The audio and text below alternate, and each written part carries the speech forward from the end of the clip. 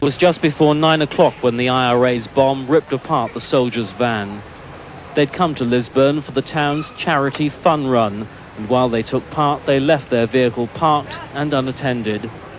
Once the run was over, they set off for their base in Londonderry, but they'd only driven a short distance when the bomb exploded. Glass shattered, people running. I froze in the car for a while. I was just wondering what had happened. I jumped out of the car and I seen two bodies. One was on fire. The IRA had clearly been watching and waiting for the soldiers. Even travelling out of uniform and in an unmarked van, they were identified by their murderers. Inevitably, questions are now being asked about the wisdom of their decision to run. It's only a month since the army banned soldiers from taking part in the Belfast Marathon. After the murder of the two army corporals, it was felt to be too great a risk.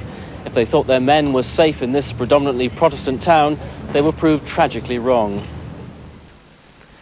But even as the Republican movement's newspaper was proclaiming the IRA's murderous attack, 4 soldiers who'd also taken part in the run and escaped returned to Lisburn to spend a few moments at the spot where their friends had died. The bombing has been condemned by both unionist and nationalist politicians. The depth of feeling in this garrison town was evident as local people began arriving with flowers and messages of sympathy. King had an hour-long meeting with the Army GOC at headquarters in Lisburn, less than a mile from the scene of last night's attack. Mr. King called it an appalling outrage which showed the evil vileness of the terrorists.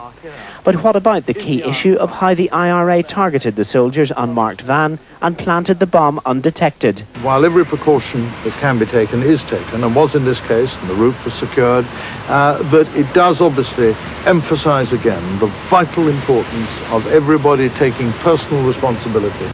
The Ministry of Defence won't discuss soldiers' personal safety, but it's known they're trained how to protect themselves off duty. They carry handguns, they don't travel in uniform, and use unmarked cars. The vehicles and licence plates are changed regularly, and soldiers are told to use different routes. They're also told to check for car bombs, but it's understood many soldiers feel this just draws attention to them.